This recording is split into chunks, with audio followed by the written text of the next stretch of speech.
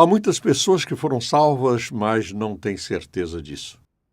Se você lhes perguntasse se estão salvas, elas diriam: eu acho que sim, porque eu fiz isso, eu fiz aquilo, pequei aqui, e não tenho sido perfeito, e todos esses erros que fiz, e assim por diante. Portanto, eles não têm certeza. Escute-me, Deus nunca iria dar-lhe o dom da salvação sem lhe dar a garantia de que esse dom é seu.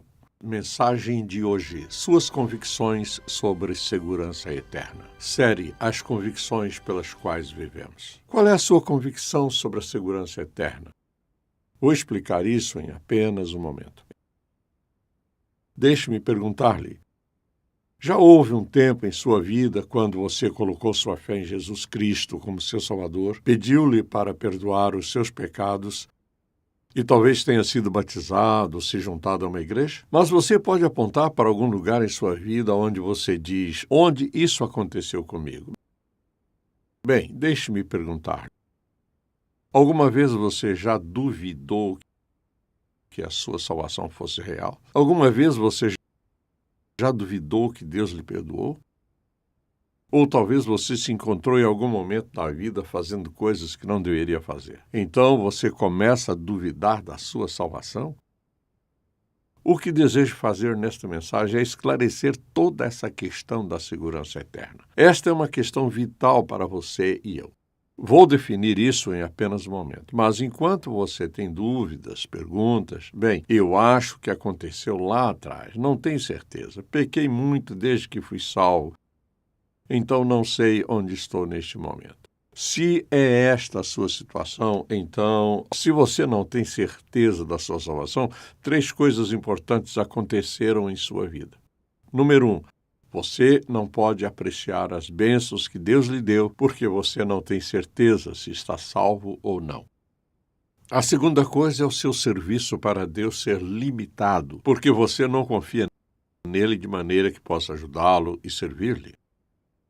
A terceira coisa é esta: você pode ser culpado de enganar alguém em sua fé. Se você não tem certeza de estar salvo, você não tem certeza do que aconteceu lá no passado em sua vida, ou talvez apenas recentemente. Então, você não tem a segurança real. A Bíblia diz: o homem está destinado a morrer uma só vez e depois disso enfrentar o juízo. Então, um dia desses você vai morrer.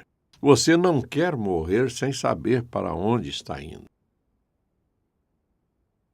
Quão seguro está você no que acredita? Portanto, é muito importante que você ouça com atenção. Reflita nisso quanto você pode, porque isso vai mudar todo o resto de sua vida.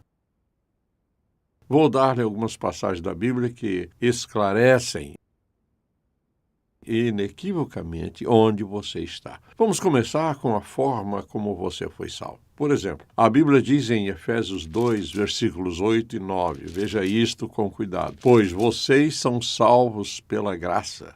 Isso é favor imerecido, é o amor de Deus. Vocês são salvos pela graça, por meio da fé. Isso não vem de vocês, é dom de Deus. Agora veja esta próxima frase: não por obras, para que ninguém se glorie. Quando você confiou em Jesus Cristo como seu Salvador, você não teve a experiência de salvação porque você era bom, ia ser bom, tem sido bom ou qualquer outra coisa. Porque foi pela graça que você foi salvo pela fé. Essa é a graça de Deus, é o seu imerecido favor, imerecida bondade. Ele escolheu salvá-lo porque ele queria. A maioria das pessoas acha que a salvação está baseada no seu desempenho. Se eu sou bom o suficiente, vou para o céu. Se eu não praticar o bem, não sei para onde estou indo. E por isso eles se sentem inseguros. Quero ler uma passagem de Romanos, capítulo 5, passagem muito importante, só para lembrá-lo como você foi salvo. Nós acabamos de ler que não foi por causa de algo que você fez. Romanos capítulo 5, escute, começando no versículo 6. De fato, no devido tempo, quando ainda éramos fracos, Cristo morreu pelos ímpios. Dificilmente alguém haverá que morra por um justo. Pelo homem bom, talvez alguém tenha coragem de morrer. Mas Deus demonstra seu amor por nós. Cristo morreu em nosso favor quando ainda éramos pecadores. Como agora fomos justificados por seu sangue, muito mais ainda seremos salvos da ira de Deus por meio dele. Se quando éramos inimigos de Deus, fomos reconciliados com ele mediante a morte de seu Filho, quanto mais agora, tendo sido reconciliados, seremos salvos por sua vida. Agora, deixe-me explicar rapidamente. Observe o que ele disse. Romanos 5,6. Quando ainda éramos fracos, Cristo morreu pelos ímpios. Então ele diz que fomos justificados pelo seu sangue. Deixe-me explicar isso. Quando você e eu estávamos vivendo no pecado e não podíamos nos salvar, ele diz que nós não podíamos, nem podemos nos salvar, mas somos salvos porque Jesus foi para a cruz e derramou seu sangue. Como ele diz aqui, fomos justificados pelo seu sangue. O que mais poderíamos dizer? O Deus Santo olhou para nós como míseros pecadores e, apesar do nosso pecado, ele se dispôs a perdoar os nossos pecados e nos dar o dom da vida eterna. Jesus veio a este mundo com o objetivo principal de morrer na cruz como um perfeito sacrifício expiatório, a fim de nos salvar. Veja isto com cuidado. Por que foi isso necessário? Porque o Deus Santo não podia simplesmente dizer, ainda bem que você está bem. Mas ele enviou Jesus, que deu a sua vida no Calvário e pagou a nossa dívida de pecado na íntegra. Pense nisso. O que aconteceu na cruz foi suficiente para salvar cada pessoa que já viveu ou viverá. Então, quando ele diz aqui, justificados pelo seu sangue, seremos salvos da ira de Deus por meio dele. Quando éramos inimigos, fomos reconciliados, trazidos de volta para um relacionamento com Deus, como resultado da morte de seu Filho. É por isso que Jesus disse, porque Deus tanto amou o mundo que deu o seu Filho unigênito, para que todo aquele que nele crer não pereça, mas tenha a vida eterna. Crer nele não significa apenas crer acerca dele. Significa que você entregou a sua vida a ele, se rendeu a ele e reconhece que ele é o único que pode salvá-lo dos seus pecados. Vamos examinar algumas passagens da Bíblia e quero que você veja Romanos capítulo 10 por um momento. Estamos falando agora de salvação, mas como é que isso acontece? O versículo 9 de Romanos 10 diz, se você confessar com a sua boca que Jesus é Senhor e crer em seu coração que Deus o ressuscitou dentre os mortos, será salvo. Isso significa que você está disposto a concordar com Deus que, como resultado da morte de Jesus na cruz, ele está disposto a perdoar os seus pecados se você confessar com a sua boca que Jesus é Senhor e crer em seu coração que Deus o ressuscitou dentre os mortos. Significa isso que você acredita que ele foi para a cruz, derramou seu sangue em pagamento do seu e do meu pecado e levantou-se dentre os mortos para provar ao mundo que o Pai aceitou o sacrifício oferecido pelo pecado do homem. Você conseguiu tudo isso? Ok, então isso é salvação.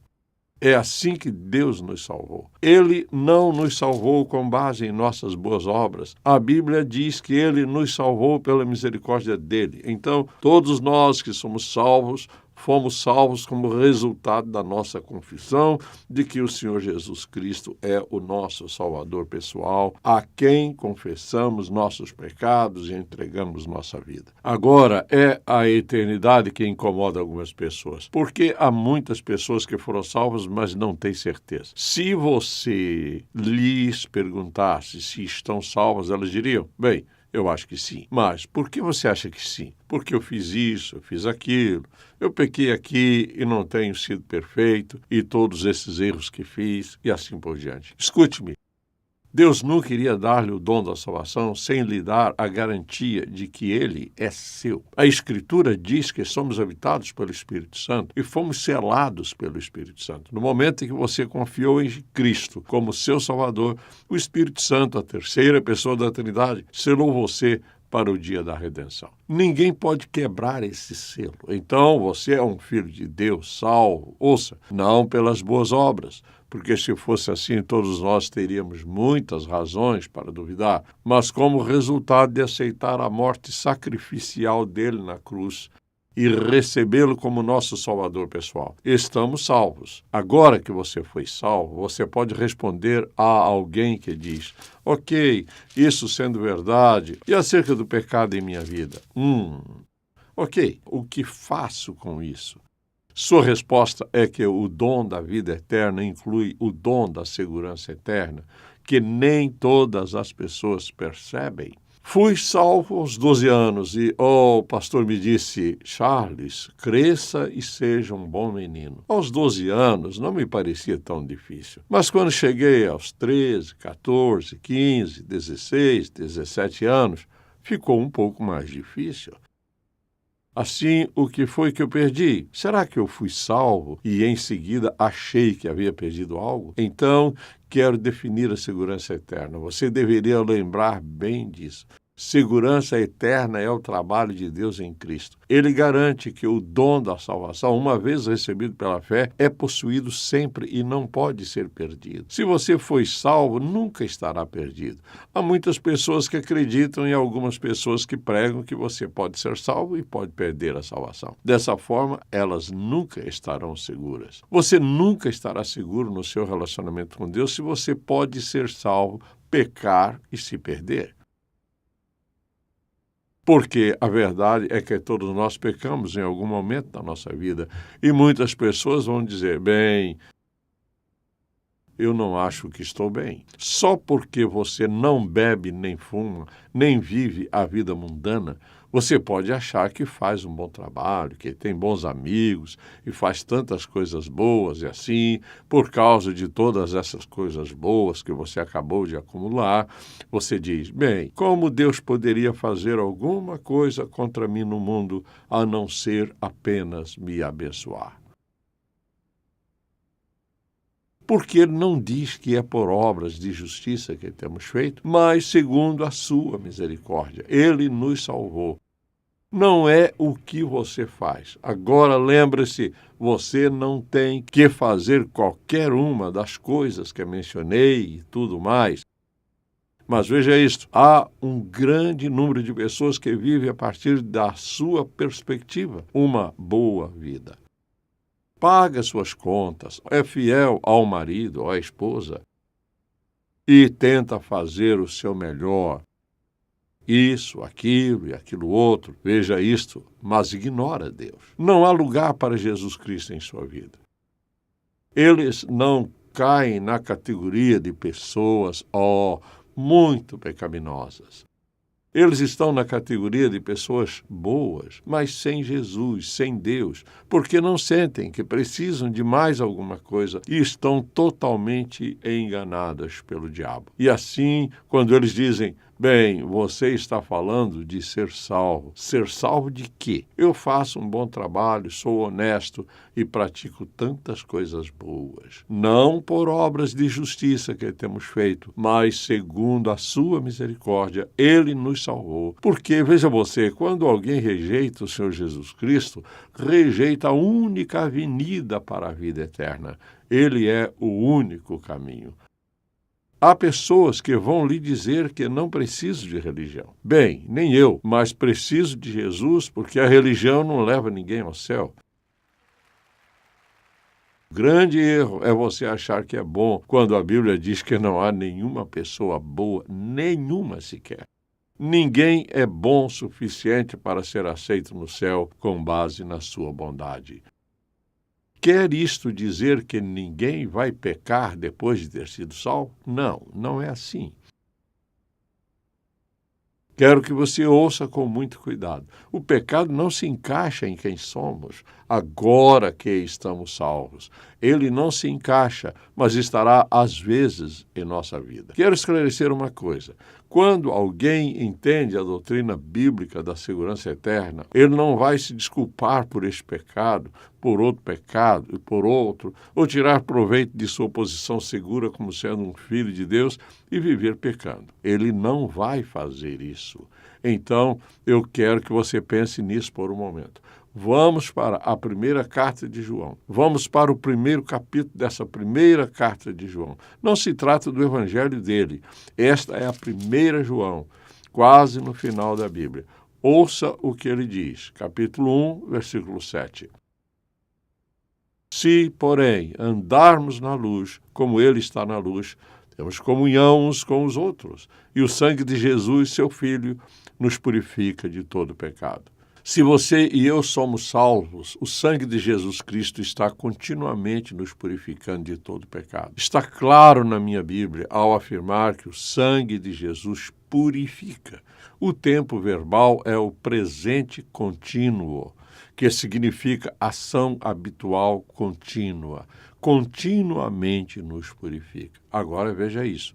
Se afirmarmos que estamos sem pecado, enganamos a nós mesmos e a verdade não está em nós. Agora ele está escrevendo para os cristãos. Veja isto. Se confessarmos os nossos pecados, ele é fiel e justo para perdoar os nossos pecados e nos purificar de toda injustiça. Se a minha salvação fosse condicionada a qualquer coisa que eu faço, isso nem estaria na Bíblia. Se confessarmos os nossos pecados, ele é fiel e justo para perdoar os nossos pecados e nos purificar de toda injustiça.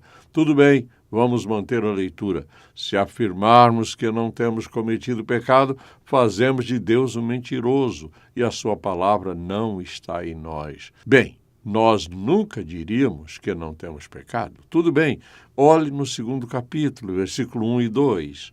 Meus filhinhos, escrevo-lhes estas coisas para que vocês não pequem, escrevendo aos crentes para que não pequem. Se, porém, alguém pecar, temos um intercessor junto ao Pai, Jesus Cristo, o justo, aquele que age em nosso favor, um advogado. Como se você fosse a julgamento. Você precisa de um advogado para ajudá-lo. Temos um intercessor junto ao Pai, Jesus Cristo, o justo. Ele é a propiciação ou o sacrifício pelos nossos pecados, e não somente pelos nossos, mas também pelos pecados de todo o mundo. Assim, se uma falha aqui e outra ali pudesse quebrar a sua segurança, este texto não estaria na Bíblia. Ele está dizendo que não é da vontade de Deus que você peque, mas se você peca e quando peca faz o que ele diz, ou seja, o confessa e pede perdão, você está perdoado. Se nós confessarmos, ele é fiel e justo. O que significa justo?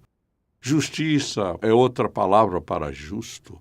Por exemplo, escute, como é que um Deus santo justifica e perdoa todos os meus pecados? Se ele é santo e eu sou pecador, como ele faz? Como é que Deus me justifica?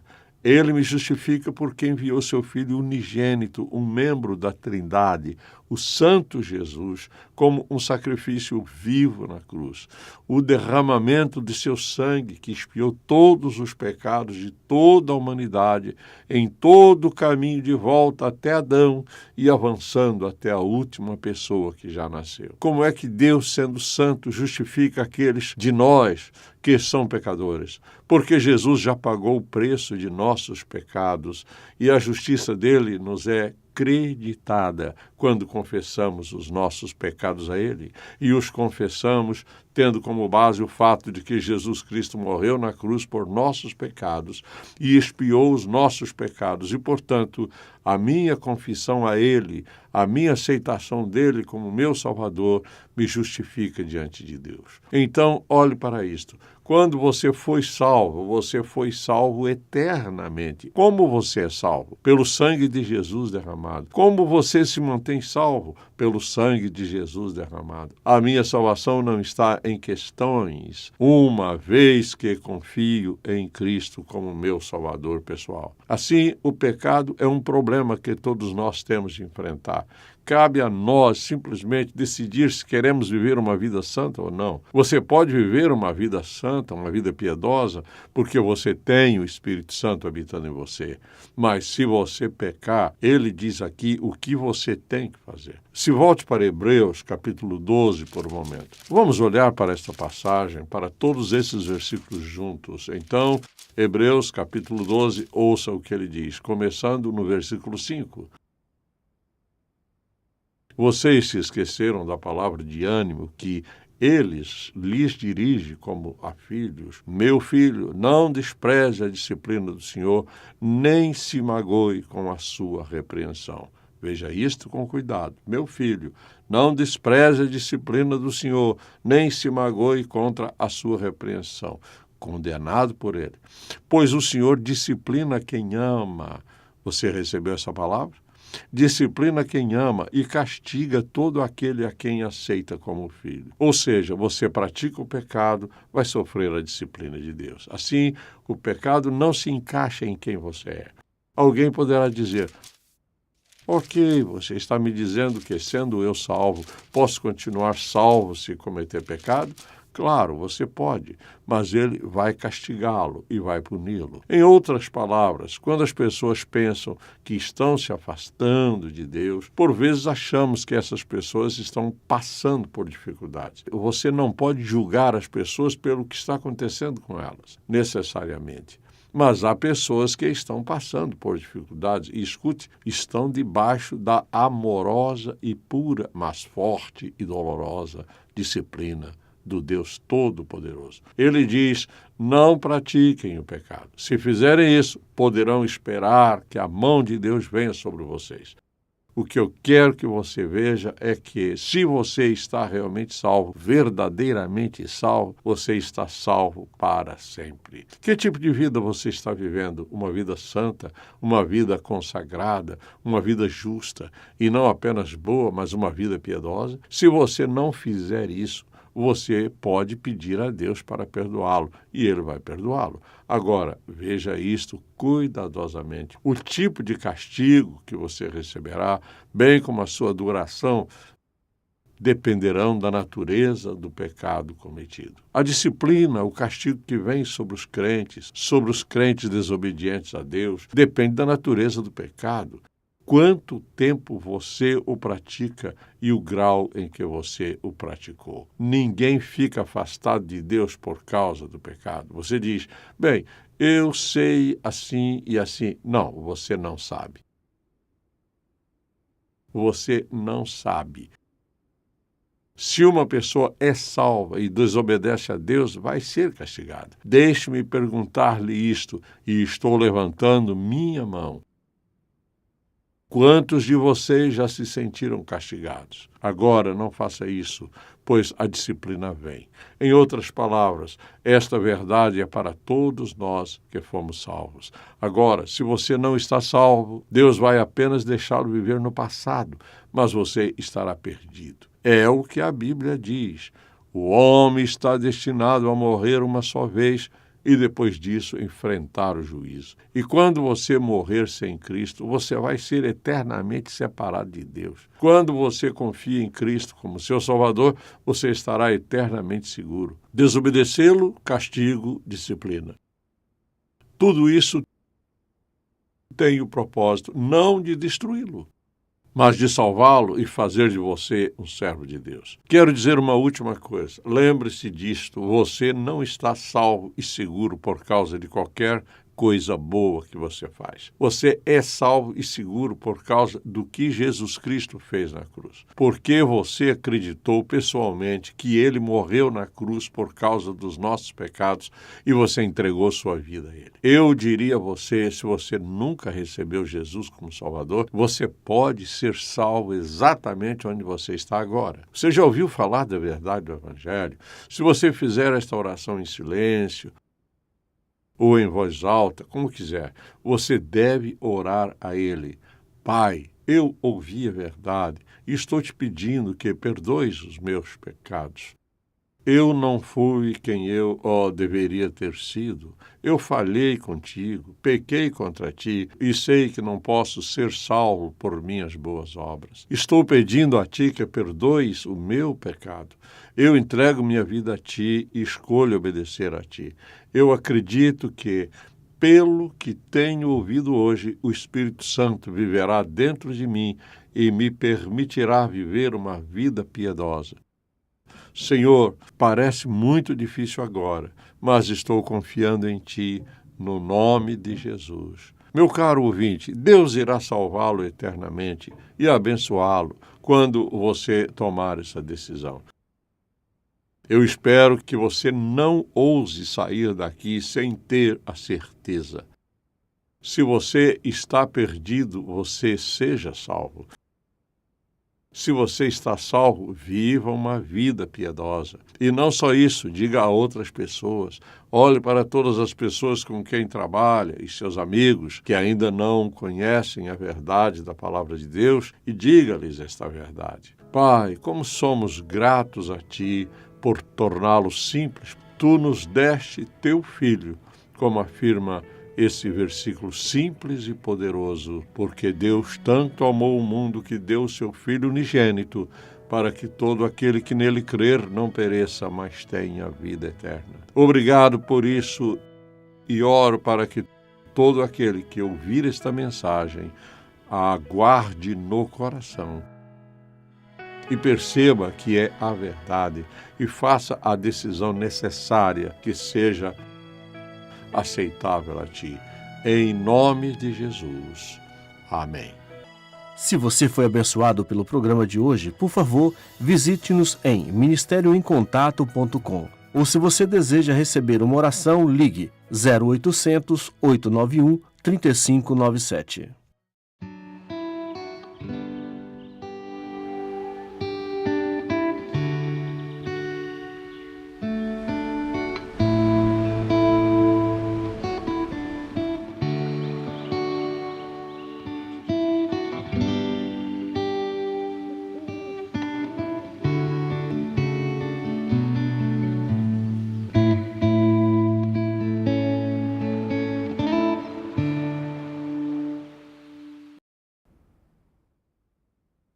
Você toma decisões com base em se você vai ser aceito ou rejeitado?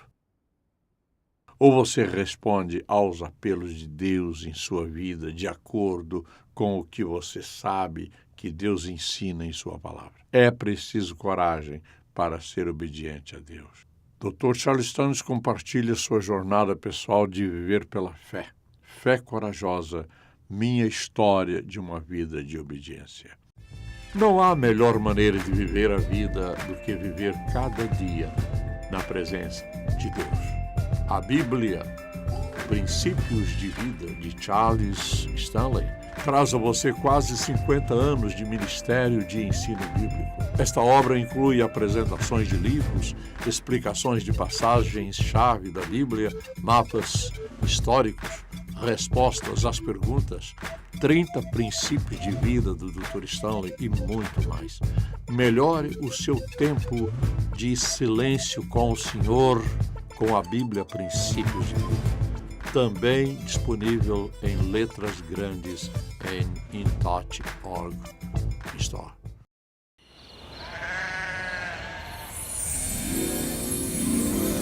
Do not be afraid. I bring you good news. Grandpa, is that an angel?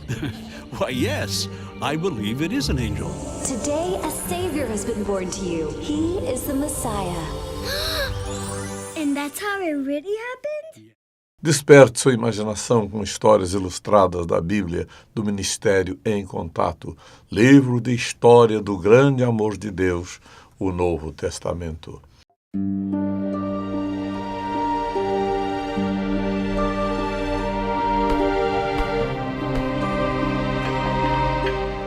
Você valoriza a escolha de Deus o suficiente para esperar?